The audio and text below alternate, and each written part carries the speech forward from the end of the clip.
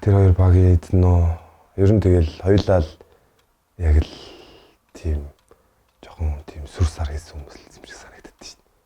Ингээл юм бол сошиал юм бол би жоохон сошиал ертөнцөөс жоохон ангид байд юм болохоор тэгээд ерөөсөө тэр хоёр ч одоо тэгэл юм бол сошиал тэрдэг л инглээд. Яг л нэг л адилхан л төрлийн хүмүүс гэж харддаг шүү дээ тэр хоёрыг.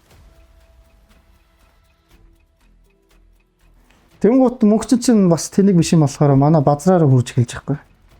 Тэгсэн чинь базраа багаас гарлаа. Эйпс руу явлаа. Яах вэ нэ тэрээгээд Базраа дээр үн санал болгоод тэгээд базрааг үн цохоод авчихсан эйпс. Алтан цагийн базар гүргэдэг Сүмгийн дээдлийн тамирчин бисэж найз багийн тоглогч байна.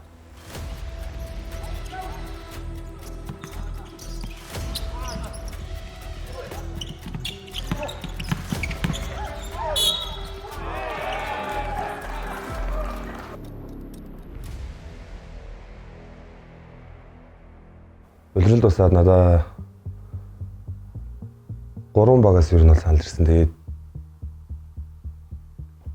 Сэлэн бодос багаас надаа санал тавьсан. Тэгээд эбстэй тэгээд ер нь яг тохиролцоонд дүрэлдэг л эбс рүү явсан да.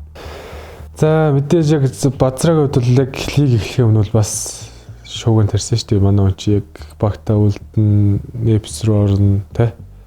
эбст явна бодностой би бол мэдээж үүсгэн байгууллагаас нь манай базраа одоо надтай зүг дэдлигээс ихтэй тоглолцсон базраа багтаа байх хэрэгтэй байхгүй.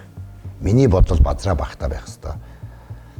Би яг анх уулзчаад бол базар хүрт хэлжсэн л да. Тэгээ би өөрөө эйс багт байсан учраас яг чи тэнд очиод байрлалын хувьд ингэж чанд боломж олдох юм уу? Минут ч хангалттай юм уу? Би яг төсөөлж ирснээс шал өөр ер нь ертөнц зөөр уур амьсгал өөр баг байсан. Яг миний бодож байгаа шиг бол биш байгаагүй ерөөсөө.